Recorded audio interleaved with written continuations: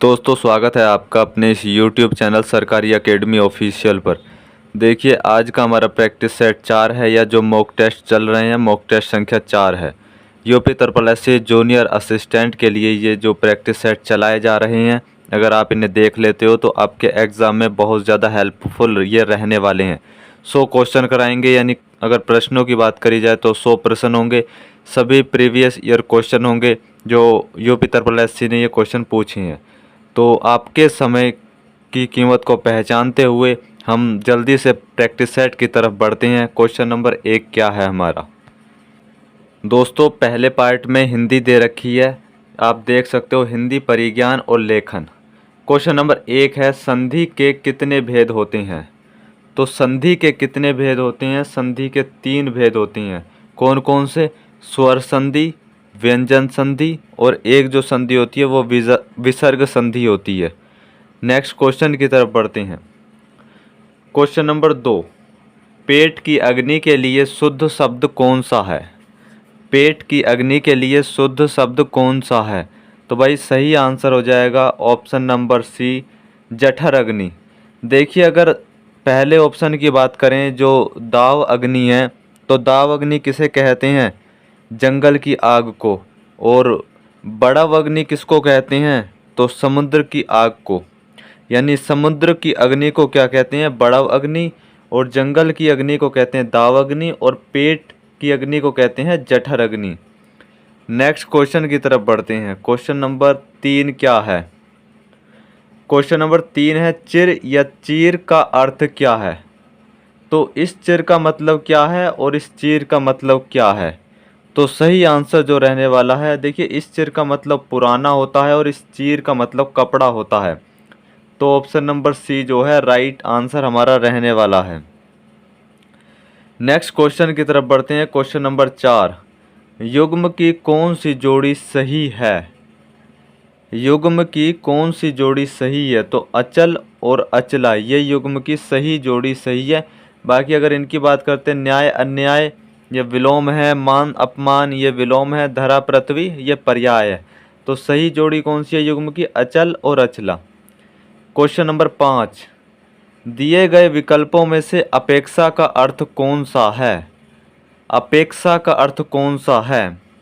तो अभिलाषा इसका right answer हो जाएगा। अपेक्षा का अर्थ अभिलाषा है। नेक्स्ट क्वेश्चन की तरफ बढ़ते हैं। क्वेश्चन नंबर 6, क्वेश्चन नंबर 6 है, मरकट का पर्यायवाची है। मरकट का पर्यायवाची क्या है? बंदर है। देखिए बंदर के और पर्यायवाची हम देख लेते हैं, कपि, वानर और हरि और शाखा मृग, ये बंदर के पर्यायवाची हैं।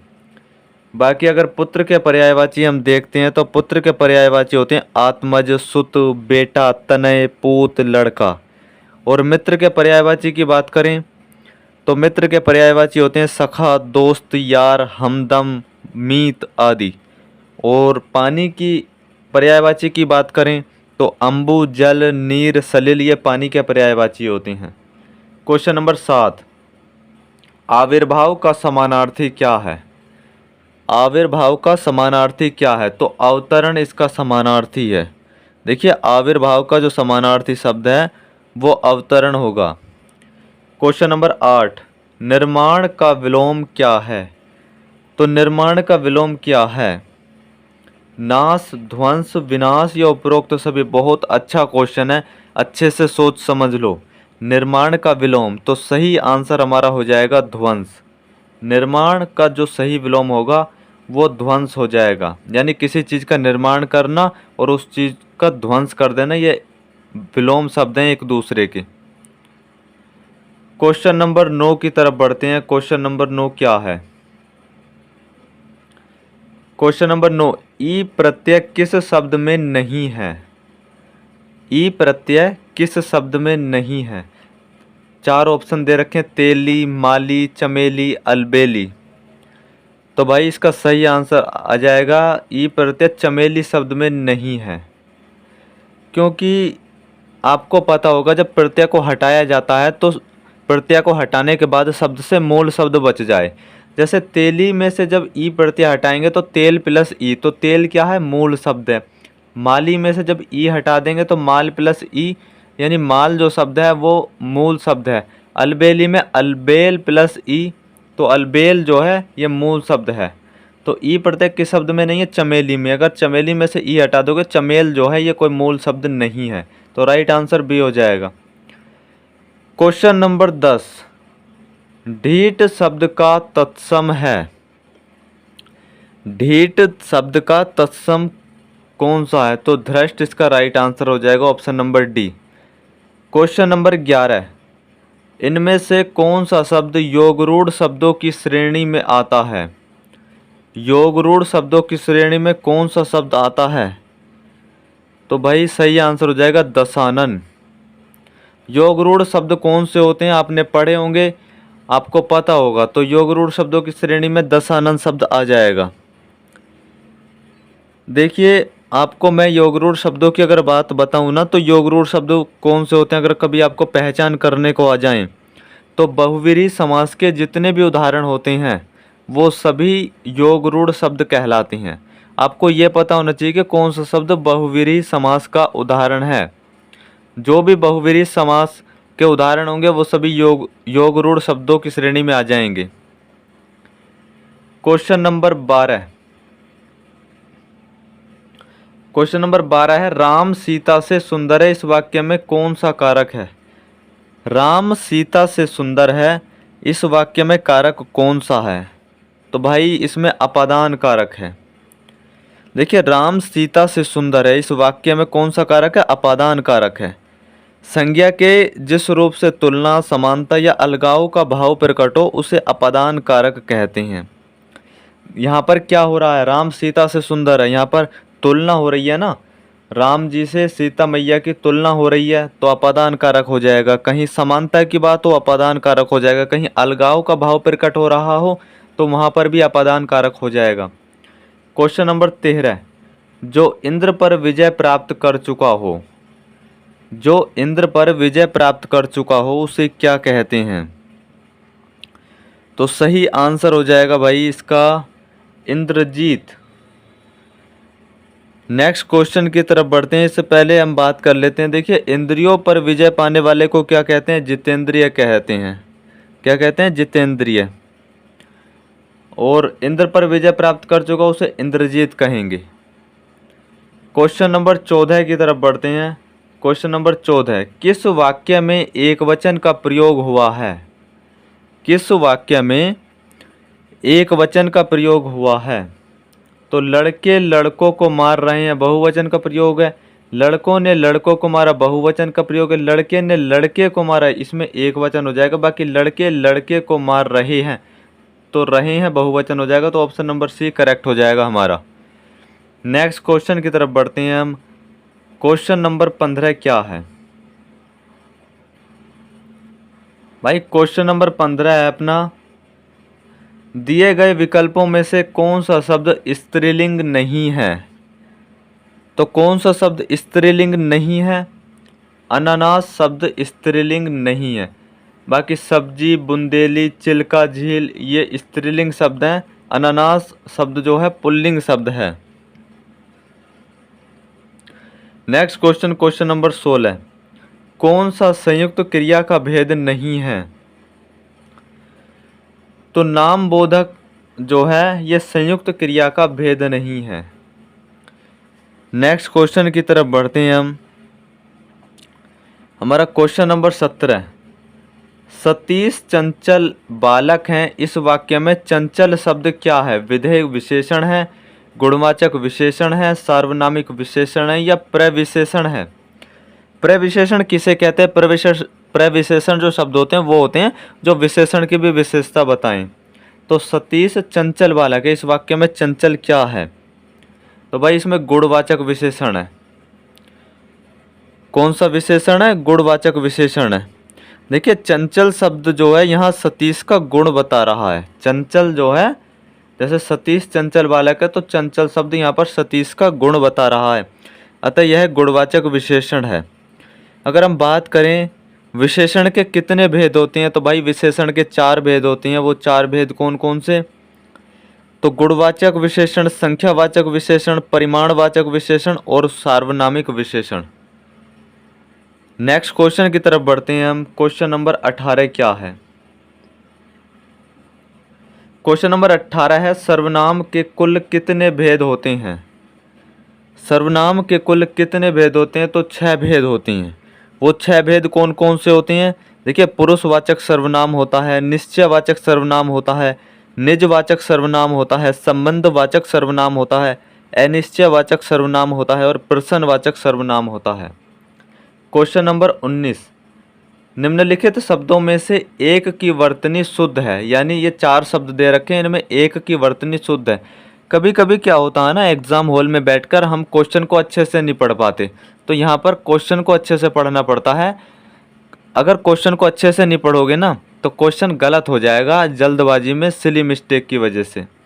और वो जो सिली मिस्टेक होती है ना, उनकी वजह से ही आज के समय में एग्ज़ाम से बाहर हो जाते हैं बहुत से बच्चे। तो एक की वर्तनी शुद्ध है, इनमें से अभ्यांतरिक है, निरोग है, अत्यधिक है या निरपराधी है। तो सही आंसर जो हो जाएगा वो निरपराधी। इसकी जो वर्तनी है वो शुद्ध है, बाकी इन तीनों की जो वर्तनी है वो अशुद्ध है। जैसे अत्यधिक में तो ये जो ए लगा रखा है या के बाद में ये नहीं लगने का, खाली अत्यधिक होता है। और निरोग में जो है, निरोग इस तरीके से लिखा जाता है दोस्तों, निरोग इस तरीके से लिखा जाता है। और बात करी जाए नेक्स्ट क्वेश्चन की, क्या नेक्स्ट क्वेश्चन क्या है, क्योंकि इसमें अभ्यांतरिक में भी जो या लगा दिया, या के बाद में वो नहीं लगेगा। नेक्स्ट क्वेश्चन की तरफ बढ़ते हैं। क्वेश्चन नंबर 20, निम्न में से संयुक्त व्यंजन कौन सा नहीं है? संयुक्त व्यंजन कौन सा नहीं है निम्न में से? तो यह जो है ये संयुक्त व्यंजन नहीं है। नेक्स्ट क्वेश्चन की बात करते हैं। देखिए, अगर यह की बात करें तो यह कैसा व्यंजन है? तो अंतःस्थ व्यंजन है। यह कैसा व्यंजन है? अंतःस्थ व्यंजन है। नेक्स्ट क्वेश्चन की तरफ बढ़ते हैं हम।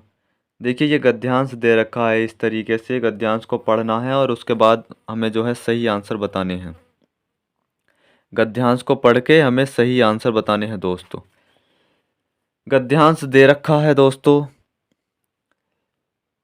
शिक्षा मनुष्य को मस्तिष्क और शरीर का उचित तालमेल करना सिखाती है। वह शिक्षा जो मानव को पाठ्यपुस्तकों के ज्ञान के अतिरिक्त कुछ गंभीर चिंतन न दे। यदि हमारी शिक्षा सुसंस्कृत, सभ्य, सच्चरित्र एवं अच्छे नागरिक नहीं बना सकती तो उससे क्या लाभ? सहृदय सच्चा परंतु अनपढ़ मजदूर उस स्नातक से कहीं अच्छा है जो निर्दय और चरित्रहीन है। संसार के सभी वैभव और सुख साधन भी मनुष्य को तब तक सुखी नहीं बना सकते जब तक कि मनुष्य को आत्मिक ज्ञान न हो। हमारे कुछ अधिकार और कर्तव्य भी हैं। शिक्षित व्यक्ति को कर्तव्यों का उतना ही ध्यान रखना चाहिए जितना कि अधिकारों का। अब क्वेश्चन नंबर 21 है, ये गद्यांश से रिलेटेड ही क्वेश्चन है। देखिए, कौन सा शब्द अन उपसर्ग से नहीं बना है? तो अन उपसर्ग से कौन सा जो शब्द है वो नहीं बना है? तो सही आंसर हो जाएगा दोस्तों अनपढ़। ऑप्शन नंबर सी हो जाएगा। देखिए, उपसर्ग का क्वेश्चन हो, प्रत्यय का क्वेश्चन हो, उपसर्ग या प्रत्यय को जब हटाया जाता है तो मूल शब्द बच जाना चाहिए। जैसे अनपढ़ में से जब हम अन को हटा देंगे तो पढ़ बच जाएगा और ये मूल शब्द नहीं है। अनुपकार में से जब अन को हटा देंगे तो उपकार बचेगा, मूल शब्द है। अनुपम में से अन हटा देंगे तो उपम जो है ये मूल शब्द है। अनुपयोगी में से अन हटा देंगे तो उपयोगी मूल शब्द है। Next question, question number 22। Question number 22 की तरफ बढ़ते हैं। मनुष्य तभी सुखी कहा जा सकता है जब वह आत्मिक ज्ञान हो, वह शिक्षित हो, उसके पास सुख के साधन हो, उसे उत्तरदायित्व निभाना आता हो। तो इसका जो सही आंसर हो जाएगा दोस्तों वो हो जाएगा उसे आत्मिक ज्ञान हो। ऑप्शन नंबर ए करेक्ट हो जाएगा। नेक्स्ट क्वेश्चन, क्वेश्चन नंबर 23 क्या है? क्वेश्चन नंबर 23 है, सुख साधन का विग्रह और समास क्या है? सुख साधन का विग्रह और समास हमें छांटना है, तो ये क्या राइट आंसर हो जाएगा? तो भाई इसका जो सही आंसर हो जाएगा तो सुखों के साधन। देखिए, सुख साधन का विग्रह क्या है? सुखों के साधन। और अगर इसमें समास पूछ ले कौन सा, तत्पुरुष समास। आपको पता होगा कि तत्पुरुष समास, द्वंद्व समास, द्विगु समास में कर्मधारय समास, बहुव्रीहि समास, ये जो समास वाला चैप्टर आपने पढ़ रखा होगा, तो जहाँ सुखों के साधन दे रखा होगा उसमें तत्पुरुष समास हो जाएगा। और इसमें आपको यह बताना है कि कौन सा तत्पुरुष समास हो जाएगा, सुखों के साधन में कौन सा तत्पुरुष समास हो जाएगा दोस्तों। तो इसमें अगर बात करी जाए तो संबंध तत्पुरुष समास हो जाएगा सुख के साधन में। वैसे तत्पुरुष समास है, अगर पूछ ले तत्पुरुष के भी, तत्पुरुष में भी अंदर जाके डीप में क्वेश्चन पूछ ले तो संबंध तत्पुरुष समास है इसमें। नेक्स्ट क्वेश्चन की तरफ बढ़ते हैं हम। क्वेश्चन नंबर 25 क्या है? क्वेश्चन नंबर 25 की, सॉरी, क्वेश्चन नंबर 24 की तरफ बढ़ते हैं। क्वेश्चन नंबर 24 क्या है? कान का कच्चा होना मुहावरे का अर्थ क्या है? कान का कच्चा होना इस मुहावरे का अर्थ क्या है? तो सही आंसर हो जाएगा सुनी सुनाई बातों पर विश्वास करना। क्या सुनी सुनाई बातों पर विश्वास करना कान का कच्चा होना कहलाएगा। देखिए, अब नेक्स्ट क्वेश्चन की तरफ बढ़ते हैं हम। हमारा नेक्स्ट क्वेश्चन क्या है? क्वेश्चन नंबर 25 की तरफ बढ़ते हैं। क्वेश्चन नंबर 25, जो रहीम उत्तम प्रकृति का करी सकत कुसंग, चंदन विश्व व्यापत नहीं लपटे रहत भुजंग, इस दोहे में कौन सा अलंकार है? तो इसमें कौन सा अलंकार है? तो दोस्तों इसमें जो अलंकार की बात करी जाए तो अर्थ अंतरन्यास है। कौन सा? अर्थ अंतरन्यास अलंकार है इसमें। देखो, बहुत डीप क्वेश्चन था, पर क्वेश्चन ये पूछा हुआ क्वेश्चन है, इस वजह से हम इस क्वेश्चन को करा रहे हैं। क्वेश्चन नंबर 26, देखी सुदामा की दीन दशा, करुणा करी के करुणा निधि रोए, में कौन सा रस है? वियोग, श्रृंगार, रौद्र, शांति या करुण रस? तो इसका जो सही आंसर हो जाएगा दोस्तों, तो वो हो जाएगा करुण रस। देखो, वियोग तो वहाँ पर होता है जहाँ पर प्रेमी प्रेमिका बिछुड़ते हैं एक दूसरे से, वहाँ वियोग श्रृंगार होता है। बाकी यहाँ पर क्या है कि देखी सुदामा की दीन दशा, करुणा करी के करुणा निधि रोए, तो इसमें करुण रस हो जाएगा। नेक्स्ट क्वेश्चन की तरफ बढ़ते हैं। क्वेश्चन नंबर 27 क्या है? क्वेश्चन नंबर 27 है, आलंबन और उद्दीपन विभावों के कारण उत्पन्न भावों को बाहर प्रकाशित करने वाले कार्य क्या कहलाते हैं? तो क्या कहलाते हैं भाई? सही आंसर हो जाएगा अनुभाव कहलाते हैं।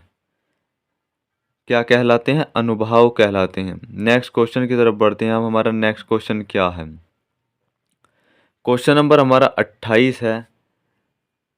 देखिए, मिश्र वाक्य है, इनमें से कौन सा जो है वो मिश्र वाक्य है? 28वें क्वेश्चन का, उसने अपना घर लुटा दिया, सूरज उगने पर कुहासा फट गया, उसके पास जो कुछ था वह खो गया, उसका सब कुछ खो गया। तो भाई इसमें अगर बात करी जाए तो इसमें उसके पास जो कुछ था वह खो गया, ये मिश्र वाक्य है। अगर आपसे पूछ ले क्या वाक्य के कितने भेद हैं, तो देखिए रचना के आधार पर वाक्य के 3 भेद हैं, एक साधारण वाक्य, एक मिश्र वाक्य और एक संयुक्त वाक्य। नेक्स्ट क्वेश्चन की तरफ बढ़ते हैं हम। क्वेश्चन नंबर 29 क्या कहता है? क्वेश्चन नंबर 29 है, कतर ब्योंत में कौन सा समास है? कतर ब्योंत में कौन सा समास है? तो द्वंद्व समास। कौन सा? द्वंद्व समास। देखिए, अगर द्वंद्व समास की बात करी जाए तो द्वंद्व समास के भी 3 भेद होते हैं, एक इतरेतर द्वंद्व, एक समाहार द्वंद्व और एक वैकल्पिक द्वंद्व। अब नेक्स्ट क्वेश्चन की बात करते हैं। क्वेश्चन नंबर 30, वह स्त्री जिसका पति दूसरा विवाह कर ले, इस वाक्यांश के लिए एक शब्द क्या है? तो उसके लिए जो एक शब्द क्या है? अधियूड़ा उसके लिए राइट आंसर हो जाएगा, ऑप्शन नंबर ए, अधियूड़ा। और देखिए, वह स्त्री जिसका पति रात को किसी अन्य स्त्री के पास रहकर प्रातः उसके पास आता हो, उसे क्या कहेंगे? उसे खंडिता कहेंगे। क्या? खंडिता। और वह स्त्री जिसे पत्नी ने त्याग दिया हो, उसे क्या कहेंगे? तो परित्यका कहेंगे। क्या? परित्यका। हम हिंदी के क्वेश्चन कर चुके हैं 30 क्वेश्चन, अब रीजनिंग के क्वेश्चन कर लेते हैं। देखिए, ये सामान्य बुद्धि परीक्षण है, इसके 15 क्वेश्चन आपको एग्जाम में देखने को मिलेंगे, तो इन क्वेश्चन को भी हम कर लेते हैं। क्वेश्चन नंबर 31 है। देखिए, इस तरीके से समान चीज़ें आपको देखनी है, किस तरीके से फिट बैठ सकती हैं बहुत आसान क्वेश्चन होते हैं। सीधा आप क्वेश्चन की तरफ बढ़ते हैं। 101 से 111 से 120 पे कैसे बढ़े आप? प्लस के 9 बढ़ गए। 222 में जब प्लस के 9 जोड़ दोगे आप तो क्या आ जाएगा? 231। तो ऑप्शन नंबर डी करेक्ट हो जाएगा, यानी 231 राइट आंसर हो जाएगा। Next question, question number 32। एक अनुक्रम दिया गया है जिसमें एक संख्या लुप्त है। दिए गए विकल्पों में से वह सही विकल्प चुनिए जो अनुक्रम को पूरा करे। 17, 19, 23, क्वेश्चन मार्क और 31। यहाँ पर चार ऑप्शन दे रखे हैं। सीरीज को देखते ही समझ में आ जाना चाहिए। 17 क्या है? अभाज्य संख्या। 19 अभाज्य संख्या। 23 अभाज्य संख्या। 31 अभाज्य संख्या। तो अभाज्य संख्या ही आएगी। तो अभाज्य संख्या कौन सी है? 29 है। 30 भाज्य है, 25 भाज्य है, 24 भाज्य है। इस करके ऑप्शन नंबर डी करेक्ट हो जाएगा। नेक्स्ट क्वेश्चन की तरफ बढ़ते हैं। Question number 33। निम्नलिखित में से कौन सा पद दी गई सूची की प्रवृत्ति का अनुकरण करता है? तो बहुत आसान क्वेश्चन है दोस्तों। इधर एक लग रहा है, इधर दो लग रहे हैं, इधर तीन लग रहे हैं, इधर चार डंडे इस तरीके से लग जाएंगे और इस तरीके से, और दो डंडे इधर रह जाएंगे। तो ऑप्शन देख लेते हैं हम कौन सा ऑप्शन है 33वें का। 33वें का हम ऑप्शन देख लेते हैं एक बार। तो दोस्तों 33वें की अगर बात करी जाए तो right answer option number B हो जाएगा, जो हमने अभी चर्चा करी थी। क्वेश्चन नंबर 34 की तरफ बढ़ते हैं। देखो क्वेश्चन नंबर 34 क्या है? कथन दे रखा, धारणाएं दे रखी हैं। कथन पढ़ लेते हैं पहले। यदि आप इस वाहन के चालक को लापरवाही से वाहन चलाते हुए देखते हैं तो हमें इस नंबर पर कॉल करें। स्कूल बस के पीछे लगा एक स्टिकर है। तो धारणाएं क्या हैं? लोग बस को लापरवाही से चलाते देखते हैं तो वे नंबर को नोट करने में सक्षम होंगे। तो बिल्कुल सही बात है।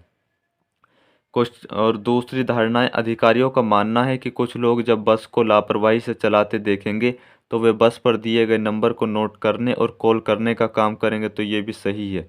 तो हमारी दोनों जो धारणाएं हैं वो निहित हैं। ऑप्शन नंबर डी करेक्ट हो जाएगा। एक और दो दोनों धारणाएं निहित हैं।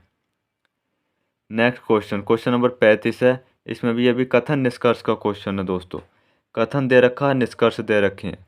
देखिए डेटा दिखाते हैं कि देश एक्स के 1% अमीर देश की 50% संपत्ति के मालिक हैं। यानी कोई देश है जिसका नाम एक्स है, कोई भी देश आप मान सकते हो।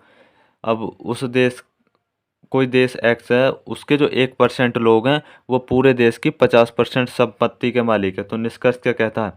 देश एक्स में अमीर और अधिक अमीर और गरीब और अधिक गरीब होते जा रहा है। तो ये निष्कर्ष तो गलत निष्कर्ष है दोस्तों। देश एक्स में धन का वितरण असमान है। तो ये सही हो जाएगा, क्योंकि अगर इस तरीके से संपत्ति है तो देश एक्स में धन का जो वितरण है वो असमान है। ऑप्शन नंबर बी करेक्ट हो जाएगा। केवल निष्कर्ष सेकंड अनुसरण करता है। क्वेश्चन नंबर की बात कर लेते हैं। 36वां क्वेश्चन क्या है अपना? प्रश्न आकृतियां दे रखी हैं। बहुत आसान क्वेश्चन है। छांटना है, ए होगा, बी होगा, सी होगा या डी होगा।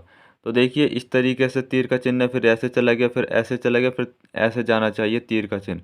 तो कौन से में जा रहा है ऐसे? तो ऑप्शन नंबर सी में जा रहा है। ऑप्शन नंबर सी करेक्ट हो जाएगा। Next question, question number 33। Question number 33 है। एक चित्र की तरफ इंगित करते हुए दीपनविता कहती है कि उस आदमी के बेटे की बहन मेरी सास है। दीपनविता का पति चित्र में दिखाई दे रहे व्यक्ति से किस प्रकार संबंधित है? दोस्तों अगर आप सीरियस तैयारी कर रहे हो UP triple SC junior assistant की, तो भाई क्लास को अभी पॉज करो और इस क्वेश्चन को सॉल्व करने की कोशिश करो। क्वेश्चन भाई बहुत आसान क्वेश्चन है। और देखो एक क्वेश्चन आपको देखने को मिलेगा। अगर आप क्वेश्चन सॉल्व नहीं करोगे, मैं तो चीज़ें पढ़ा दूंगा, चीज़ें आपको कॉन्सेप्ट पता भी होगी, पर जब तक हम उस चीज़ को नहीं करते तब हम वो चीज़ को क्लियर नहीं कर पाते। तो बस मेरी इस सवाल को लेकर ये रिक्वेस्ट है। इससे पहले जो प्रैक्टिस सेट हुए हैं ना, मैंने उन प्रैक्टिस सेट में चीज़ें बता रखी हैं आपको। ऐसा नहीं है कि मैंने वो प्रैक्टिस सेट में चीज़ें नहीं बताई। हर प्रैक्टिस सेट में एक क्वेश्चन मैं ऐसा करवाता हूँ और स्क्रीन पर ही करवाता हूँ। आपसे रिक्वेस्ट है, इस क्वेश्चन को आप करोगे, इस क्वेश्चन को आप करोगे, मैं इसका आंसर आपको बता देता हूँ भाई। देखो इसके आंसर की अगर बात करी जाए ना, तो इसका आंसर ऑप्शन नंबर ए हो जाएगा, पोता नाती। पर इसका आंसर देखकर अगर आप ऐसे ही स्किप कर रहे हो तो मैं ये मानूंगा कि आप अपनी तैयारी को लेकर के सीरियस नहीं हो। आप कोशिश करना इस क्वेश्चन का आंसर करने की, अगर आप यहाँ तक वीडियो को देखते हुए आए हो तो। अब नेक्स्ट क्वेश्चन की तरफ बढ़ते हैं हम। हमारा नेक्स्ट क्वेश्चन क्या है दोस्तों? क्वेश्चन नंबर 38 क्या है? क्वेश्चन नंबर 38 है, वृत्त ओ के फलक के विपरीत फलक पर कौन सा प्रतीक चिन्ह दिखाई देगा। यानी इसके विपरीत पूछा है, विपरीत कौन सा होगा। तो इसके विपरीत की अगर बात करी जाती है, तो अगर इसके विपरीत की बात करी जाए दोस्तों, तो कौन सा राइट आंसर हमारा हो सकता है। तो भाई इसके विपरीत अगर हम देखते हैं कौन सा राइट आंसर होगा, जल्दी से आप अगर देख पा रहे हो तो जल्दी से अपने आंसर को क्लियर करो दोस्तों। देखिए अगर बात करी जाए किस तरीके का इसमें लॉजिक बनेगा, सबसे पहले हम लॉजिक की बात कर लेते हैं दोस्तों। तो देखिए लॉजिक की बात करी जाए तो ये जो गोला है इसके विपरीत इन्होंने पूछा है। तो इस तरीके से अगर इसके विपरीत की बात करें तो एक तो ये वाला नहीं आएगा, ये नहीं आएगा, तो ये वाला नहीं आएगा और ना ही ये आएगा। अब नीचे को करके थोड़ा देखते हैं, ये तो आएगा नहीं क्योंकि ये जो है इसके समानांतर दे रखा, विपरीत की इन्होंने बात की है। और जी गोला एक इधर दे रखा तो ये वाला भी नहीं आएगा, तो इस तरीके से ये भी कट जाएगा और ये वाला इसमें दे ही नहीं रखा। उसके बाद अगर बात करी जाए दोस्तों, ये वाला जो दे रखा है इधर भी और इधर भी, तो यहाँ पर कहीं गोला आपको दिखाई नहीं दे रहा। अगर क्वेश्चन समझ में ना आ पाए तो राइट आंसर इसका बी हो जाएगा। पहली चीज़ तो ये है क्योंकि हम इस क्वेश्चन को समझ गए हैं, क्या किस तरीके से एलिमिनेट कर गए हैं। और बाकी अगर इसकी बात करी जाए तो आप ये बताइए इस पूरी सीरीज में कहीं ये दिखाई दिया आपको, तो ये तो हो ही नहीं सकता। तो इस तरीके से हम एलिमिनेशन का मेथड यूज़ करके इसको आसानी से कर गए। कुछ भी नहीं था। जब आप इनके प्रैक्टिस करने बैठोगे तो भाई सबसे जो आसान चीज़ें होती हैं वो यहीं से होती हैं। यहाँ पर 90 से 95% बच्चे आंसर कर जाते हैं इन क्वेश्चनों के। अब देखो क्वेश्चन नंबर 39 है। क्वेश्चन नंबर 39 की बात करें, कथन और कथन दे रखा, निष्कर्ष 1 और निष्कर्ष 2 दे रखा है। कथन में दे रखा, घाटे में चल रही एक कंपनी ने कम कीमत की बोली प्रणाली में 5 करोड़ रुपए का अनुबंध जीता। तो निष्कर्ष 1 क्या है, कंपनी इस वर्ष लाभ कमाएगी क्योंकि उसने एक बड़ा अनुबंध जीता है। तो कंपनी की क्या गारंटी है कि वो लाभ कमाएगी, तो ये तो गलत हो जाएगा। कम कीमत की बोली प्रणाली उच्च लाभ मार्जिन की कोई गुंजाइश नहीं छोड़ती, ये भी गलत हो जाएगा। तो ऑप्शन नंबर डी हो जाएगा हमारा करेक्ट आंसर। न तो एक और न ही दो अनुसरण करते हैं। नेक्स्ट क्वेश्चन की तरफ बढ़ते हैं हम। क्वेश्चन नंबर 40 क्या है। क्वेश्चन नंबर 40 है, क्वेश्चन मार्क के स्थान पर कौन सा चिन्ह आएगा। बहुत आसान है, 5 2 जोड़ोगे 7 हो जाएगा, 15 6 जोड़ोगे 21 हो जाएगा, 19 10 जोड़ोगे 29 हो जाएगा। ऑप्शन नंबर सी हो जाएगा। कितना हो जाएगा, 29। Right answer option number C. Next question, question number 41 की तरफ बढ़ते हैं। क्वेश्चन नंबर 41 है, 56 गुणा 11 9 दे रखा, तो इसको सॉल्व करने के लिए सबसे बेस्ट जो है क्या मेथड रहने वाला है। तो हम पहले ही देख लेते हैं 56 गुणा 11 कैसे 9 आया है। तो 5 और 6 को अगर हम जोड़ते हैं, 5 प्लस 6 को जब जोड़ेंगे हम तो कितना आएगा भाई, 5 और 6 को जोड़ने पर 11 आ जाएगा। और एक को जोड़ने पर कितना आएगा, 1 और 1 को जोड़ने पर 2 आ जाएगा। तो उसने इन्हें घटा दिया आपस में, 11 में से 2 घटाओगे तो 9 आ जाएगा। इस तरीके से अब दूसरी वाली को देख लेते हैं, 37 13 को। 3 और 7 10 हो जाएगा और 3 और 1 4 हो जाएगा, इसे घटाओगे तो 6 आ जाएगा, ये भी बन गई। और अब बात कर लेते हैं इसकी, 8 और 7 कितने होते हैं, 15, 7 7 14। जब इसे घटाओगे 15 में से 14 तो एक राइट आंसर हो जाएगा, ऑप्शन नंबर 1 करेक्ट हो जाएगा। क्वेश्चन नंबर 42, एक कथन के साथ दो धारणाएं 1 और 2 दी गई हैं, तय करें कि धारणाओं में से कौन सी कथन में निहित है। कथन दे रखा है, देखिए दोपहर के भोजन की योजना शुरू होने के बाद पब्लिक स्कूलों के छात्रों की उपस्थिति में 20% की वृद्धि हुई है। तो स्कूल जाने के लिए भोजन एक अतिरिक्त प्रोत्साहन है, तो बिल्कुल सही आंसर है। भोजन एक अतिरिक्त प्रोत्साहन है स्कूल जाने के लिए। दूसरा दे रखा, दोपहर के भोजन की योजना की शुरुआत से पहले स्कूलों में उपस्थिति 100% से कम थी। जब यहाँ बात की है कि उपस्थिति 20% की वृद्धि हुई है, जब हमने भोजन देना शुरू कर दिया दोपहर का, तो जाहिर सी बात है पहले 100% से कम ही उपस्थिति थी। तो दूसरा कथन भी हमारा जो है, दूसरी धारणा भी सही हो जाएगी। तो दोनों धारणाएं हमारी सही हैं। हम एक बार देख लेते हैं हमारा जो क्वेश्चन है कौन सा सही हो जाएगा दोस्तों। देखिए अगर इसको देखें तो ऑप्शन नंबर डी करेक्ट हो जाएगा। 1 और 2 दोनों धारणाएं निहित हैं। नेक्स्ट क्वेश्चन की तरफ बढ़ते हैं हम। क्वेश्चन नंबर 43 क्या है? क्वेश्चन नंबर 43 अभिकथन दे रखा है और उसके नीचे कारण दे रखा। देखिए, रेलवे ट्रैक रात के मुकाबले दिन के दौरान अधिक लंबे होते हैं, तो दिन के समय गर्मी होती है, ये कारण दे रखा। और धातु गर्मी के कारण फैलती है, जो पटरियों की बात चल रही है इसमें। तो सभी को पता ही है, आपने कॉन्सेप्ट पढ़ा भी होगा साइंस में, कि गर्मियों में जो है थोड़ा प्रसार हो जाता है पटरियों का, इसी वजह से बीच में जगह छोड़ी जाती है कुछ पटरियों के, जो थोड़ी थोड़ी जगह होती है, ताकि पटरियाँ तिरछी ना हो। सर्दियों में और गर्मियों में डिफरेंस देखने को मिलता है उनमें।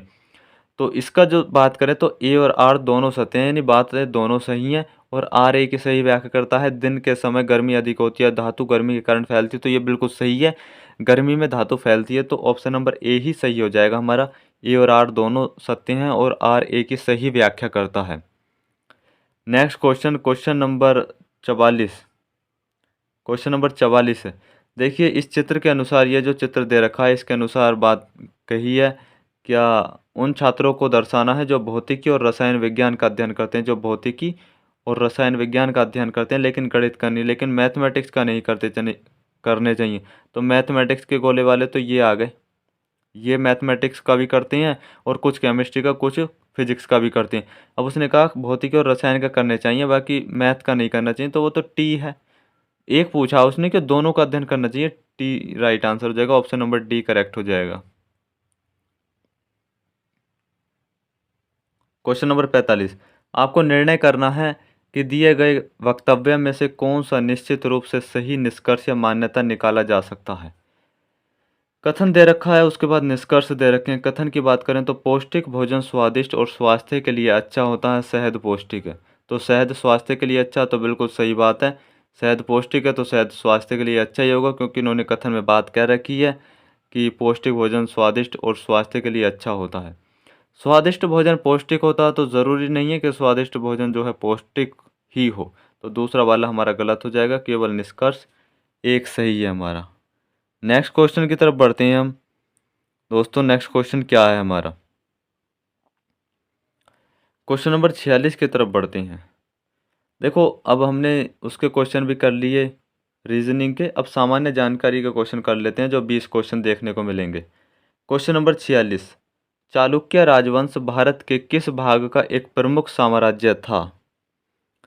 तो सही आंसर हो जाएगा दक्षिणी। चालुक्य राजवंश भारत के दक्षिणी भाग का एक प्रमुख साम्राज्य था। इस क्वेश्चन को बहुत आसानी से कर जाते अगर आपने हिस्ट्री को पढ़ा होगा, क्योंकि चालुक्य राजवंश साउथ से ही संबंधित था। Question number 47। प्राचीन भारतीय पाठ्य राजतरंगिणी किसकी कृति है? तो राजतरंगिणी किसने लिखी है? बहुत बार क्वेश्चन पूछा भी गया है, तो ये किसने लिखी है भाई? ये कल्हड़ ने लिखी है। और इसकी बात करी जाए तो ये एक संस्कृत ग्रंथ है। राजतरंगिणी एक संस्कृत ग्रंथ है। नेक्स्ट क्वेश्चन की तरफ बढ़ते हैं हम। क्वेश्चन नंबर 48 क्या है हमारा? दिल्ली में कुव्वत उल इस्लाम मस्जिद के दक्षिण प्रवेश द्वार अलाई दरवाजे का निर्माण किसके द्वारा करवाया गया था? क्वेश्चन एक बार अच्छे से पढ़ लो। दिल्ली में कुव्वत उल इस्लाम मस्जिद के दक्षिण प्रवेश द्वार अलाई दरवाजे का निर्माण किसके द्वारा करवाया गया था? बेसिकली ये चीज़ पूछी गई है इसमें, अलाई दरवाजे का निर्माण किसने करवाया था? हम सभी को पता है दोस्तों, अलाई दरवाजे का निर्माण किसने करवाया था। तो इसका सही आंसर जो हो जाएगा वो हो जाएगा भाई खिलजी ने। किसने? खिलजी ने। अलाउद्दीन खिलजी ने करवाई थी। और ये खिलजी वंश के संस्थापक कौन थे? तो खिलजी वंश के संस्थापक जो थे वो जलालुद्दीन खिलजी थे। Question number 49। उस समय ब्रिटिश भारत का तत्कालीन गवर्नर जनरल कौन था जब सती प्रथा अवैध और दंडनीय घोषित की गई थी? तो भाई 1829 की बात है, जब ये अवैध घोषित की गई थी, जो ये प्रथा थी सती प्रथा। तो उस समय गवर्नर जनरल कौन थे? तो विलियम बेंटिंक थे। कौन थे? विलियम बेंटिंक थे। और इस सती प्रथा को ख़त्म करने में जो भारत की तरफ से अच्छा योगदान रहा वो राजा राम मोहन राय का रहा था। नेक्स्ट क्वेश्चन की तरफ बढ़ते हैं। Question number 50। एचिसन कमीशन 1886 को किसमें सुधारों की सिफारिश करने के लिए नियुक्त किया गया था? पूछा गया है एचिसन कमीशन किससे संबंधित था। सीधी सी बात है, ये याद रखो, एचिसन कमीशन किससे संबंधित था? तो भारतीय नागरिक सेवाओं से। क्वेश्चन नंबर 51, किस भारतीय राज्य की सीमा उत्तर में भूटान और अरुणाचल प्रदेश, पूर्व में नागालैंड और मिजोरम, दक्षिण में मेघालय, त्रिपुरा, मिजोरम और बांग्लादेश तथा पश्चिम में पश्चिम बंगाल के साथ लगती है? तो सही आंसर इसका कौन सा हो जाएगा दोस्तों? तो असम हो जाएगा इसका राइट आंसर। बाकी सिक्किम नहीं होगा, त्रिपुरा भी नहीं होगा। त्रिपुरा जो है बांग्लादेश से 3 तरफ से घिरा हुआ राज्य है। अरुणाचल प्रदेश नहीं होगा, क्योंकि इसने क्या कहा है, भूटान और अरुणाचल प्रदेश से सीमा लगती है, तो असम की तो लगती है, अरुणाचल प्रदेश के अरुणाचल प्रदेश से थोड़ी नहीं लगेगी। आप मैप में भी देखोगे तो उसमें भी बहुत आसानी से पहचान जाओगे। और क्वेश्चन को एलिमिनेशन का भी यूज करते तो भी कर लेते इस क्वेश्चन को। क्वेश्चन नंबर 52, केन नदी मध्य भारत के बुंदेलखंड क्षेत्र की प्रमुख नदियों में से एक और 2 राज्यों मध्य प्रदेश और किस से होकर बहती है? तो केन नदी जो है एक तो एमपी से बहती है और एक किस और राज्य से बहती है? तो भाई वो उत्तर प्रदेश से बहती है। देखिए, केन नदी को कर्णावती नदी भी कहते हैं और ये कहाँ से निकलती है? एमपी के सतना जिले से निकलती है। अगर पहाड़ी पूछ ली जाए तो कैमूर की पहाड़ी से निकलती है। कैमूर की पहाड़ी कहाँ पर पड़ती हैं? ये मध्य प्रदेश में पड़ती हैं। भाई एक चीज़ और बता दूं कैमूर की पहाड़ियों से संबंधित, अगर आपसे यूपी के परिप्रेक्ष्य में पूछा जाए ना, तो ये जो है कैमूर की पहाड़ियाँ जो पड़ती हैं ये इधर के क्षेत्र में पड़ती हैं, जो बघेलखंड का क्षेत्र पड़ता है ना वहाँ पर पड़ती हैं कैमूर की पहाड़ियाँ जो हैं। और केन नदी किसकी सहायक नदी है? अगर क्वेश्चन पूछ ले तो ये यमुना की सहायक नदी है और यमुना गंगा नदी की सहायक नदी है। क्वेश्चन नंबर 53, निम्नलिखित में से किस देश में न्यायिक समीक्षा प्रणाली का उद्भव हुआ था? न्यायिक समीक्षा प्रणाली का उद्भव किस देश में हुआ था? तो सही आंसर है यूएस से। नेक्स्ट क्वेश्चन, क्वेश्चन नंबर 54 कौन सा है? क्वेश्चन नंबर 54 है, निम्नलिखित में से कौन निर्धारित करता है कि कोई विधेयक धन विधेयक है नहीं? वित्त मंत्री, लोकसभा अध्यक्ष, भारत के राष्ट्रपति या भारत के उपराष्ट्रपति? तो लोकसभा अध्यक्ष ही ये निर्धारित करते हैं कि कोई विधेयक धन विधेयक है या नहीं है। क्वेश्चन नंबर 55, राज्यपाल का कार्यकाल कितने वर्ष का होता है? तो राज्यपाल का जो कार्यकाल की अगर बात करी जाए तो ये 5 वर्षों का होता है। कितने वर्षों का होता है? 5 वर्षों का होता है। पर भाई राज्यपाल जो रहते हैं ये राष्ट्रपति के प्रसाद पर्यंत रहते हैं, मतलब अगर राष्ट्रपति चाहें तो इन्हें कभी भी इनके पद से हटाया जा सकता है। क्वेश्चन नंबर 56 की तरफ बढ़ते हैं। क्वेश्चन नंबर 56 है अपना कि उस प्रथम महिला का नाम बताइए जो भारत के किसी राज्य के उच्च न्यायालय की मुख्य न्यायाधीश बनी थी। बहुत अच्छा क्वेश्चन है, कई बार क्वेश्चन आया है ये। तो सही आंसर लीला सेठ है। और लीला सेठ कहाँ के उच्च न्यायालय की मुख्य न्यायाधीश बनी थी? तो हिमाचल प्रदेश के उच्च न्यायालय की मुख्य न्यायाधीश बनने वाली ये पहली महिला थी। नेक्स्ट क्वेश्चन की तरफ बढ़ते हैं हम। क्वेश्चन नंबर 57, कोंकणी किसकी शासकीय भाषा है? कोंकणी किसकी शासकीय भाषा है? तो गोवा की है, गोवा में कोंकणी भाषा बोली जाती है। देखो अगर कुछ और भी बात कर लेते हैं कुछ राज्य या केंद्र शासित प्रदेशों की शासकीय भाषाओं के बारे में। अभी आंध्र प्रदेश दे रखा है ऑप्शन ए, तो आंध्र प्रदेश की शासकीय भाषा तेलुगु है। अरुणाचल प्रदेश की बहुत इंपॉर्टेंट है, अरुणाचल प्रदेश की शासकीय भाषा अंग्रेजी है। पश्चिम बंगाल की शासकीय भाषा बंगाली और अंग्रेजी है। जम्मू कश्मीर की क्या है? उर्दू भी है, डोंगरी भी है और हिंदी है। मेघालय की अंग्रेजी है। लक्षद्वीप की कौन सी है? मलयालम है।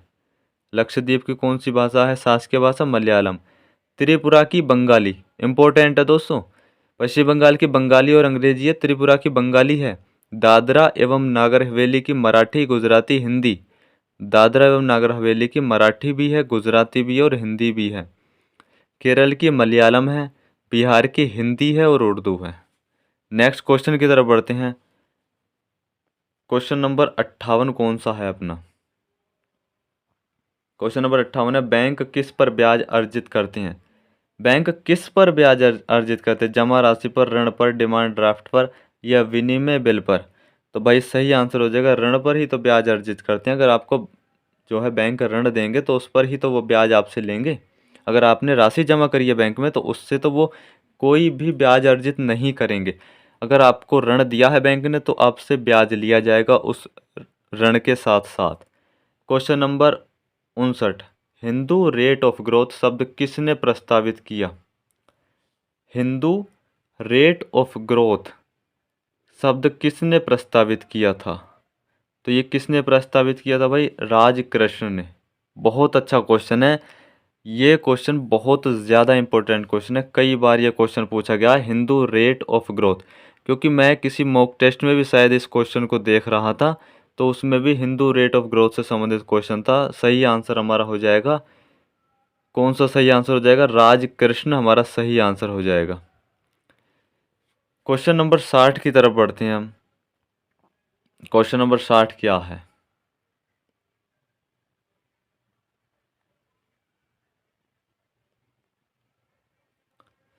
निम्नलिखित में से कौन पहले डॉक्टर शांति स्वरूप भटनागर पुरस्कार विजेता थे? तो सही आंसर हो जाएगा एस चंद्रशेखर।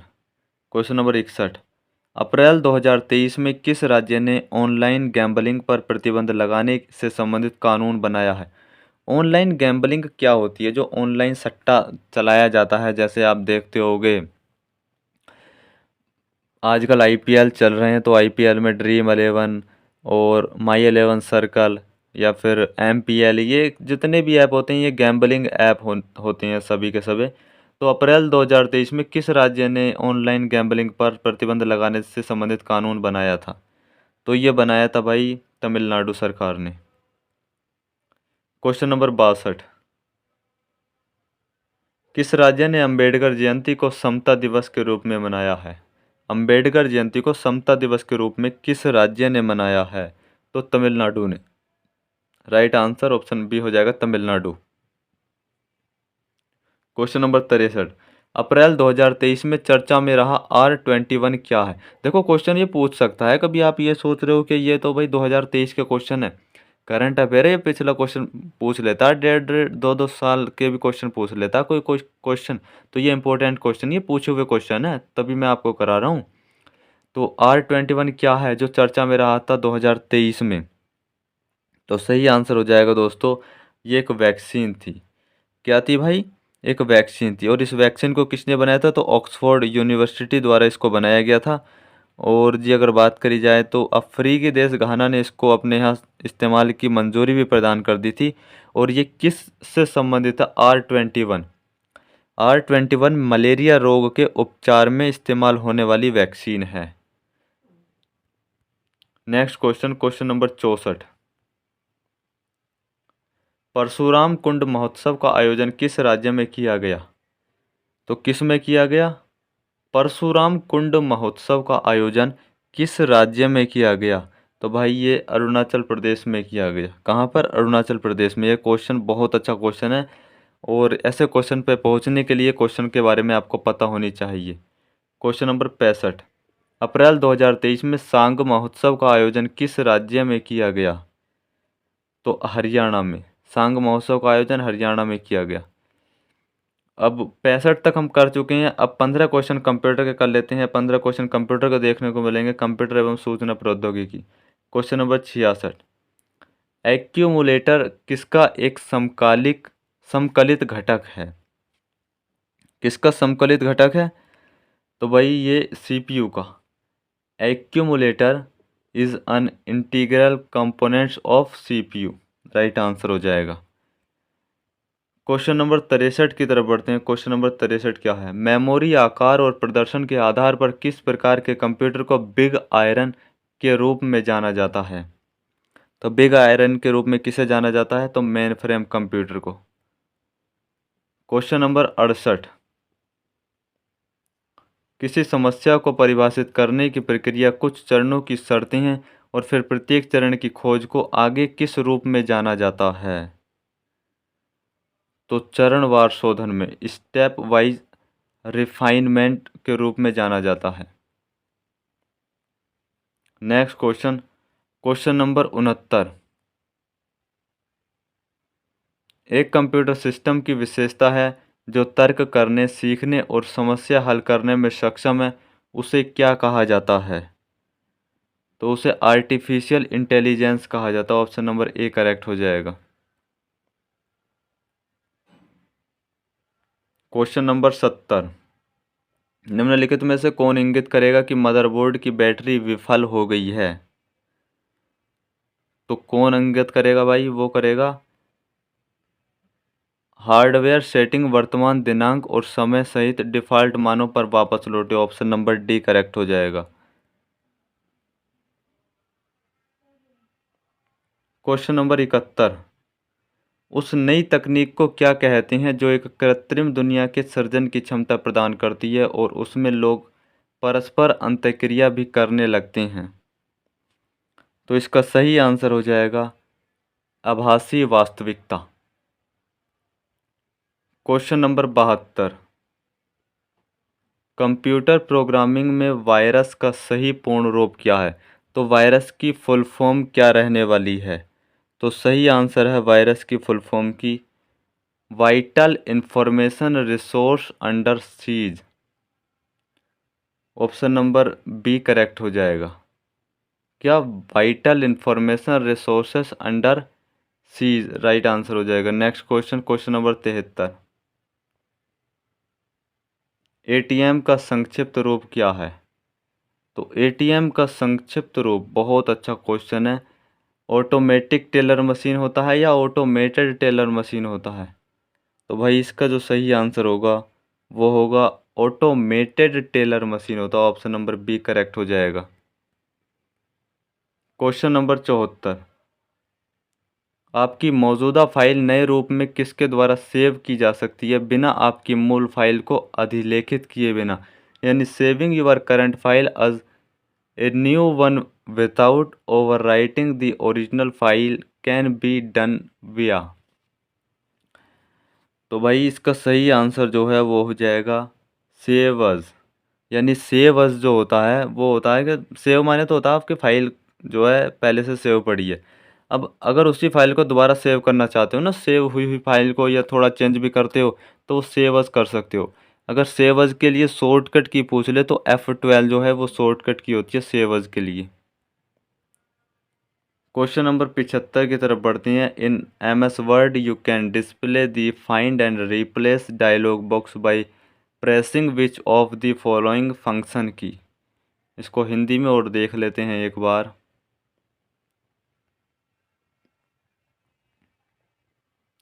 हिंदी में दे रखा है दोस्तों, वर्ड में आप निम्न में से किन फंक्शन कुंजियों को दबाकर find and replace dialog box प्रदर्शित कर सकते हैं?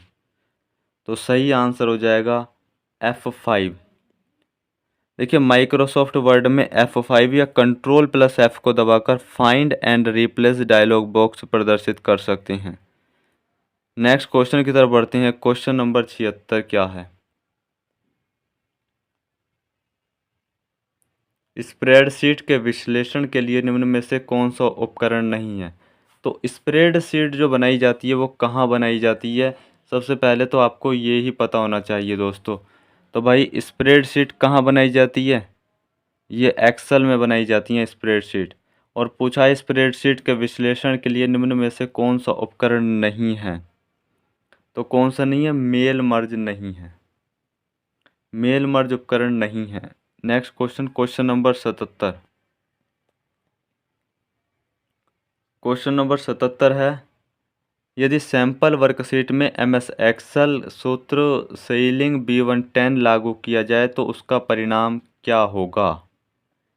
तो भाई अगर इसकी बात करी जाए तो इसका जो परिणाम की बात करी जाए तो सही आंसर हो जाएगा 50। यानी सेलिंग B110 लागू किया जाए तो उसका परिणाम क्या होगा? तो 50 होगा। यहाँ से जो क्वेश्चन पूछा जाता है ना फॉर्मूले से संबंधित, तो एक तो फॉर्मूले के बारे में आपको पता होना चाहिए कि एक्सेल का फॉर्मूला कैसे यूज़ करते हैं।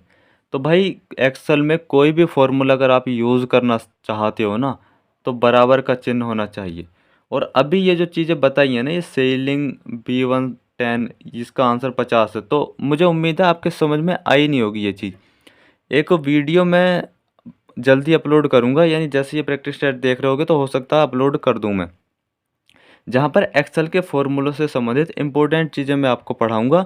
वीडियो बहुत छोटी रहने वाली है, 10 से 15 मिनट की मुश्किल से वीडियो होगी वो।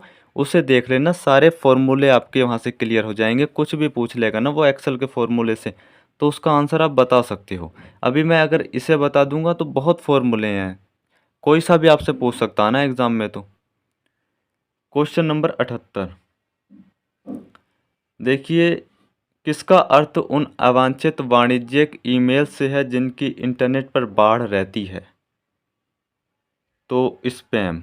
आपको पता होगा स्पैम कितने ज़्यादा ईमेल आपके पास स्पैम ईमेल आते हैं। स्पैम ईमेल वो ईमेल होते हैं जो आपको मतलब कोई भी कंपनी भेज देती है।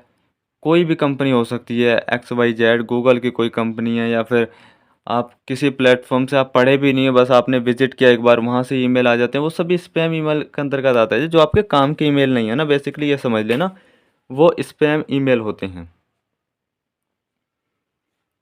क्वेश्चन नंबर 79, निम्नलिखित में से उस विकल्प का चयन करें जो शेष तीनों से असंगत है। विंडोज़, यूनिक्स, मैकेफी और डोस। तो सही आंसर हो जाएगा मैकेफी जो है, ये जो है शेष तीनों से असंगत है। देखो, विंडोज़, यूनिक्स और डोस क्या है, ये एक ऑपरेटिंग सिस्टम है, बट मैकेफी जो है ये ऑपरेटिंग सिस्टम नहीं है।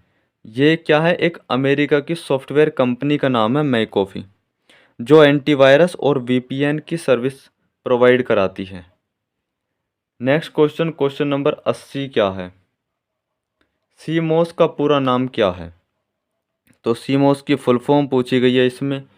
इसका पूरा नाम है दोस्तों कॉम्प्लीमेंट्री मेटल ऑक्साइड सेमीकंडक्टर, यानी पूरक धातु oxide semiconductor. Option number D correct हो जाएगा। कंप्यूटर के क्वेश्चन भी हो चुके हैं। अब बात कर लेते हैं हम उत्तर प्रदेश की सामान्य जानकारी से संबंधित क्वेश्चनों की, जो 20 क्वेश्चन आपको एग्जाम में देखने को मिलेंगे। क्वेश्चन नंबर 81 है, डॉक्टर भीमराव अंबेडकर संग्रहालय एवं पुस्तकालय कहाँ पर स्थित है।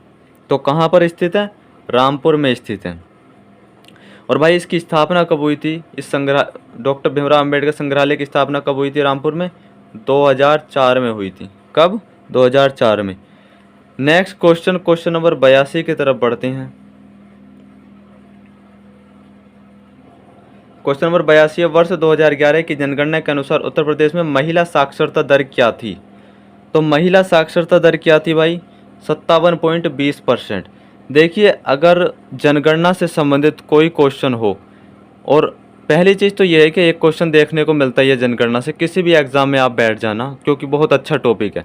मैंने एक वीडियो बनाकर अपलोड कर दी है अपने इस YouTube चैनल पर जनगणना से संबंधित, जिसमें मैंने अच्छे से एक्सप्लेन किया भारत की जनगणना के बारे में भी, उत्तर प्रदेश की जनगणना के बारे में भी। मुझे भरोसा है कि अगर आप उस वीडियो को देख लेते हो, वीडियो ज़्यादा बड़ी नहीं है, बहुत छोटी वीडियो, आधे घंटे से भी कम समय की वो वीडियो है। अगर उसे आप देख लेते हो तो मेरा मानना है कि आप मैक्सिमम क्वेश्चन अटैम्प्ट कर जाओगे, मैक्सिमम क्या सभी क्वेश्चन अटैम्प्ट कर जाओगे, अगर उस वीडियो को अच्छे से देख लेते हो आप तो। क्योंकि सभी लिटरेसी रेट है, ग्रोथ रेट है, सभी कुछ मैंने उसमें पढ़ा रखा है।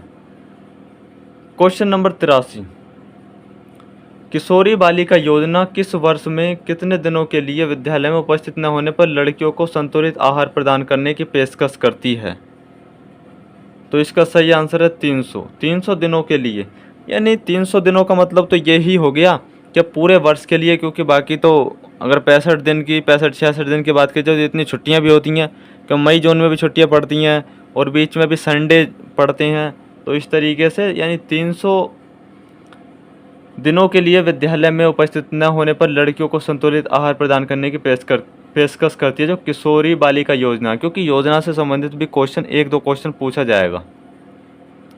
मैं कोशिश करूंगा कि योजनाओं से संबंधित भी क्वेश्चन आपको करा दिए जाएं, यूपी की योजनाओं से संबंधित क्वेश्चन आपको करा दिए जाएं। क्वेश्चन नंबर 84, आत्मनिर्भर यूपी रोजगार अभियान कब प्रारंभ किया गया था। आत्मनिर्भर यूपी रोजगार अभियान कब प्रारंभ किया गया था। तो 26 जून 2020 को। कब, 26 जून 2020 को प्रारंभ किया गया था। और इसे कोविड-19 की महामारी के बाद रोजगार सृजन के उद्देश्य से प्रारंभ किया गया था, जिसमें उत्तर प्रदेश के 31 जिलों को चिन्हित किया गया था। तो यूपी के कितने जिलों को चिन्हित किया गया था, 31 जिलों को चिन्हित किया गया था। क्वेश्चन नंबर 85, नीचे दिए गए युग्मों में कौन सा सुमेलित नहीं है। नगर है, स्थानीय निकाय दे रखे हैं। तो भाई कौन सा सुमेलित नहीं है, तो लखनऊ छावनी परिषद, कानपुर नगर निगम है कानपुर में। गाज़ियाबाद की बात करी जाए तो गाज़ियाबाद में नगर पालिका परिषद नहीं है, नगर निगम है, क्योंकि गाज़ियाबाद बड़ा शहर है और बड़े शहरों में नगर निगम होते हैं। और काकोरी में नगर पंचायत है। तो ऑप्शन नंबर सी जो है यही सुमेलित नहीं है, यहाँ पर नगर पालिका नहीं आएगी, नगर निगम आएगा दोस्तों गाज़ियाबाद में, क्योंकि बड़ा शहर है गाज़ियाबाद। और गाज़ियाबाद की बात करी जाए ना, तो गाज़ियाबाद संसदीय क्षेत्र की दृष्टि से या मतदाताओं की दृष्टि से सबसे ज़्यादा मतदाता कहाँ पर हैं? गाज़ियाबाद में। और सबसे छोटा संसदीय क्षेत्र की दृष्टि से जो जनपद है वो कौन सा यूपी का? बागपत। क्वेश्चन नंबर 86, उत्तर प्रदेश में कितने विश्वविद्यालयों के नाम डॉक्टर B.R. अम्बेडकर पर रखे गए हैं? तो 2 विश्वविद्यालयों के नाम डॉक्टर भीमराव अम्बेडकर के नाम पर रखे गए हैं। देखिए, एक तो लखनऊ में पड़ता है और एक आगरा में पड़ता है।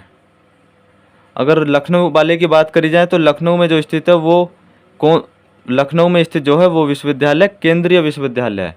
अगर डॉक्टर भीमराव अम्बेडकर से संबंधित पूछ लिया कितने विश्वविद्यालय हैं उत्तर प्रदेश में, तो 2 हैं, एक तो आगरा में है और एक लखनऊ में। क्वेश्चन नंबर 87, उत्तर प्रदेश और उत्तराखंड राज्यों के निम्नलिखित जनजातियों में से किसमें युवागृह प्रथा प्रचलित है? बहुत अच्छा क्वेश्चन है, डीप क्वेश्चन है, क्वेश्चन पूछा हुआ है, तो हम भी इस क्वेश्चन को लेके आए हैं। तो सही आंसर हो जाएगा भोटिया जनजाति। नेक्स्ट क्वेश्चन की तरफ बढ़ते हैं हम। क्वेश्चन नंबर 88, कौन सा एक सही सुमेलित नहीं है? तो सही सुमेलित नहीं है ये पूछा, यानी एक तरफ व्यक्तियों के नाम दे रखे हैं और दूसरी तरफ जो है उनका संबंध दे रखा है, उनका जन्म कहाँ पर हुआ। तो देखिए, जिगर जो है वो गोरखपुर से नहीं है, जोश मलिहाबाद से हैं। मलिहाबाद कहाँ पड़ता है? लखनऊ में। मिर्ज़ा गालिब आगरा से हैं और जी अमीर खुसरो कहाँ से हैं? एटा से। देखिए, जिगर जो हैं वो गोरखपुर से नहीं है, जिगर की बात करी जाए तो मुरादाबाद से हैं। कहाँ से भाई? मुरादाबाद से। मुरादाबाद से हैं जिगर। नेक्स्ट क्वेश्चन की तरफ बढ़ते हैं हम। क्वेश्चन नंबर 89, रामनगर जिसे बनारस में रामलीला का मंचन कितने दिन होता है? यानी अगर पूछ ले जाए रामनगर या बनारस में रामलीला का जो मंचन है वो कितने दिनों तक होता है? बहुत अच्छा क्वेश्चन है। 31 दिन तक होता है। और ऐसे क्वेश्चन हमें पता भी होने चाहिए दोस्तों, हमारी संस्कृति से जुड़े हुए ये क्वेश्चन हैं। देखिए, कितने दिनों तक होता है? 31 दिनों तक होता है। क्वेश्चन नंबर 90, प्रसिद्ध सूफी संत शेख सलीम चिश्ती की दरगाह उत्तर प्रदेश के किस जगह स्थित है? तो कहाँ पर स्थित है भाई ये? फतेहपुर सीकरी में। नेक्स्ट क्वेश्चन, क्वेश्चन नंबर 91 की बात कर लेते हैं। वर्तमान उत्तर प्रदेश में भारत के प्राचीनतम 16 महाजनपदों में से कुल कितने महाजनपद स्थित हैं? तो बहुत बार आपने पढ़ा होगा 8 महाजनपद तो उत्तर प्रदेश में ही स्थित हैं। और वैसे अगर बात करी जाए तो 16 महाजनपद थे। 8 महाजनपद यूपी के बाहर हो गए, 8 यूपी में। टोटल कितने थे? 16 महाजनपद थे। और अगर इनकी बात करी जाए कि कौन कौन से वो महाजनपद थे, एक बार अच्छे से देख लेते हैं। चलो बता ही देते हैं कौन कौन से महाजनपद थे। तो एक काशी था, वत्स था, कौशल था, मल्ल था, चेदी था, कुरु था, सूरसेन था और पांचाल। ये जो 8 महाजनपद थे भाई, ये उत्तर प्रदेश में थे। याद तो आपके नहीं हुए होंगे, अगर आप चाहते हो तो इन्हें लिख भी सकते हो। कौन कौन से? काशी की राजधानी वाराणसी थी, वत्स की कौशाम्बी थी, कौशल की श्रावस्ती थी और मल्ल की कुशीनारा थी, चेदी की शक्तिमती थी और कुरु की इंद्रप्रस्थ थी, सूरसेन की मथुरा थी, पांचाल की अहिच्छन थी। नेक्स्ट क्वेश्चन की तरफ बढ़ते हैं। हमारा नेक्स्ट क्वेश्चन क्या है? 92 क्वेश्चन की तरफ बढ़ते हैं एक बार। यमुना एक्सप्रेसवे के बारे में क्वेश्चन पूछा गया है दोस्तों। यमुना एक्सप्रेसवे है तो कहाँ से कहाँ तक है? तो ये ग्रेटर नोएडा से आगरा तक है। ऑप्शन नंबर बी करेक्ट हो जाएगा। कहाँ तक है भाई? ये ग्रेटर नोएडा से आगरा तक है। और अगर बात करी जाए ना इसकी लंबाई कितनी है, तो 165 किलोमीटर यमुना एक्सप्रेसवे की लंबाई है। और कितनी लेन का सड़क मार्ग है? तो 6 लेन का सड़क मार्ग है यमुना एक्सप्रेसवे जो है। क्वेश्चन नंबर 93, उत्तर प्रदेश में पाए जाने वाले प्रमुख खनिज कौन से हैं? तो कौन से हैं? लाइमस्टोन तथा डोलोमाइट। मैं आपको एक सही बात बताता हूँ इस क्वेश्चन से रिलेटेड। जब मैंने यूपी जीके पढ़ी थी ना, तो उस समय पर जब ये क्वेश्चन मेरे सामने आया था तो मुझे ऐसा लगा था यार ये क्वेश्चन क्या इंपॉर्टेंट हो सकता है, लाइमस्टोन और डोलोमाइट। पर जब मैंने किताबों में देखा ना, तो प्रीवियस ईयर क्वेश्चन जो है, ये प्रीवियस ईयर क्वेश्चन वाले जो क्वेश्चन होते हैं वहाँ पर ये पूछा हुआ क्वेश्चन था, तब जाकर मुझे अच्छा लगा। और आप देखोगे ना, ये क्वेश्चन आपको ज़रूर देखने को मिलेगा। आप प्रीवियस ईयर क्वेश्चन उठा के देखना, तो मैं जो भी क्वेश्चन करा रहा हूँ ना, तो ये हर एक क्वेश्चन की अहमियत है, हर एक क्वेश्चन का अपना एक वजूद है। अगर आपको लग रहा हो कि ये क्वेश्चन कुछ भी नहीं है, तो अपना एक वजूद लेके चल रहा है हर एक क्वेश्चन। क्योंकि जब मैं भी शुरू में तैयारी करी थी, उस समय ऐसा लगता था यार एक क्वेश्चन से क्या ही हो जाएगा। एक क्वेश्चन से दोस्तों बहुत कुछ हो जाता है। हमें अगर सिलेक्शन लेना है तो हमें अपनी तरफ से 0.1% भी कमी नहीं छोड़नी, हम अपनी तरफ से 100% कोशिश करेंगे। देखो सिलेक्शन होना ना होना एक अलग चीज़ होती है, पर कोशिश करनी तो हमारे हाथ में होती है। तो हम कोशिश अपनी तरफ से 100% की करेंगे दोस्तों, ईमानदारी के साथ कोशिश करेंगे। और बेसिकली और सबसे ज़्यादा इंपॉर्टेंट है कि जो क्वेश्चन पूछे हुए क्वेश्चन है उन्हें तो पढ़ना ज़्यादा ज़रूरी हो जाता है। मैं तो ये कहता हूँ उनके इर्द गिर्द के क्वेश्चन भी पढ़ने चाहिए। अगर उन्हें नहीं पढ़ सकते तो उन्हें तो पढ़ना ही चाहिए। तो ये प्रीवियस ईयर में क्वेश्चन पूछा हुआ है, उत्तर प्रदेश में पाए जाने वाले प्रमुख खनिज कौन से हैं? लाइमस्टोन तथा डोलोमाइट। क्वेश्चन नंबर 94, सूची 1 का सूची 2 से मिलान करना है। बहुत आसान है दोस्तों, बहुत ज़्यादा आसान है। मेरठ में खेल का सामान मिलता है, अलीगढ़ के ताले बहुत फेमस है, फिरोजाबाद की चूड़ियाँ फेमस है, चुर्क का सीमेंट मिलता है। तो पहले का तीसरा, दूसरे का चौथा, पहले का तीसरा, दूसरे का चौथा, ऑप्शन नंबर सी करेक्ट हो जाएगा। क्वेश्चन नंबर 95, उत्तर प्रदेश में कृत्रिम रबड़ का कारखाना कहाँ पर अवस्थित है? तो कारखानों से संबंधित भी हमें पता होनी चाहिए। देखो मुरादाबाद को क्या कह देते हैं? पीतल नगरी कहते हैं, मुरादाबाद को पीतल नगरी। कृत्रिम रबड़ का कारखाना कहाँ पर स्थित है? तो वो बरेली में स्थित है। नेक्स्ट क्वेश्चन, क्वेश्चन नंबर 96, निम्नलिखित में से कौन सा युग्म सही सुमेलित नहीं है? कौन सा युग्म जो है सही सुमेलित नहीं है दोस्तों? शहर दे रखा उसकी विशेषता, वाराणसी, लखनऊ, झांसी, मुरादाबाद। तो मुरादाबाद तो पीतल उद्योग से संबंधित है, मैंने अभी बताया था आपको। झांसी की बात करें तो औद्योगिक केंद्र नहीं है झांसी में। झांसी में ऐतिहासिक पर्यटन स्थल है। तो ऑप्शन नंबर सी हो जाएगा, ये सही युग्म सुमेलित नहीं है। लखनऊ प्रदेश की राजधानी है ही, और वाराणसी जो है वो संस्कृति एवं धर्म से संबंधित है। अगर बात करी जाए यूपी की संस्कृति और धर्म से, तो वो वाराणसी इम्पोर्टेंट एक जगह है। क्वेश्चन नंबर 97, उत्तर प्रदेश में पर्यटन विकास निगम की स्थापना कब हुई थी? 1972 में। उत्तर प्रदेश में पर्यटन विकास निगम की स्थापना 1972 में हुई थी।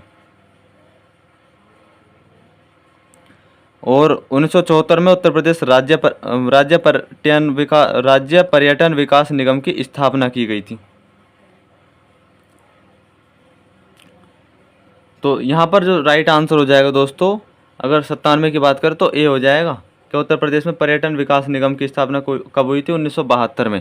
जो मैंने 1974 वाला आपको बताया ना, तो इसकी देखभाल से संबंधित था। जो 1974 में स्थापना हुई थी, उत्तर प्रदेश राज्य पर्यटन विकास निगम की स्थापना 1974 में, इसके 2 वर्ष बाद हुई थी। क्वेश्चन नंबर 98, निम्नलिखित में से कौन सा नहर उत्तर प्रदेश में अधिकतम क्षेत्रफल की सिंचाई करती है? तो शारदा नहर। देखिए ये उत्तर प्रदेश जो है, उत्तर प्रदेश की सर्वाधिक लंबी नहर भी है अगर शारदा नहर की बात करी जाती है। और इसकी बात करी जाए इसका निर्माण कब हुआ था, तो इसका निर्माण अंग्रेज़ों के समय में हुआ था। 1920 में इसका निर्माण शुरू हुआ था और 1928 तक बनी थी दोस्तों। अगर बात करी जाए इस नहर से, तो लगभग 8 लाख हेक्टेयर भूमि की सिंचाई की जाती है। नेक्स्ट क्वेश्चन, देखो शारदा नहर से संबंधित जो चीज़ें इंपॉर्टेंट है ना, वो चीज़ें इंपॉर्टेंट है। इसकी जो है, इसका बनने का जो कार्यक्रम था वो कब शुरू हुआ था? 1920 में। और कब बनकर पूर्ण हुई थी? 1928 में। क्वेश्चन नंबर 99, निम्नांकित में से किस फसल का उत्तर प्रदेश भारत में सर्व प्रमुख उत्पादक है? सर्व प्रमुख उत्पादक तो गेहूं के मामले में टॉप पर है उत्तर प्रदेश। तो अगर गेहूं के मामले में बात करी जाए, आलू के मामले में बात करी, गन्ने की पैदावार के बारे में बात करी जाए, तो इसमें पहले स्थान पर है। और अगर चने की बात करते हैं तो चने में भाई मध्य प्रदेश टॉप पर होता है। क्वेश्चन नंबर 100, निम्नलिखित में से उत्तर प्रदेश में किस फसल चक्र का क्षेत्रफल अधिक है? तो धान गेहूं। देखिए उत्तर प्रदेश में धान गेहूं फसल चक्र का क्षेत्रफल अधिक है। धान व गेहूं उत्तर प्रदेश की प्रमुख खाद्यान्न फसलें भी हैं। धान तो देखो हालांकि दूसरे नंबर पर है उत्तर प्रदेश का स्थान, पहले नंबर पर पश्चिम बंगाल है, पर गेहूं के मामले में पहले नंबर पर उत्तर प्रदेश ही है। तो दोस्तों ये क्वेश्चन हम करा चुके हैं, ये मॉक टेस्ट के जो 100 क्वेश्चन थे। आपको कैसे लगे क्वेश्चन कमेंट करके बताना। क्लास अच्छी लगती हो तो भी बता दिया करो, क्लास में कुछ कमी लगती हो तो भी बता दिया करो, और बताया करो क्या कमी क्लास में आपको लगी। कोशिश करेंगे हम उस कमी को सुधारने के लिए। टेलीग्राम चैनल का लिंक जो वीडियो के डिस्क्रिप्शन में मिल जाएगा, तो भाई आप चाहो तो ज्वाइन कर सकते हो। बाकी और भी अपडेट मिलती रहती हैं टेलीग्राम पर। मिलते हैं दोस्तों नेक्स्ट क्लास में, धन्यवाद।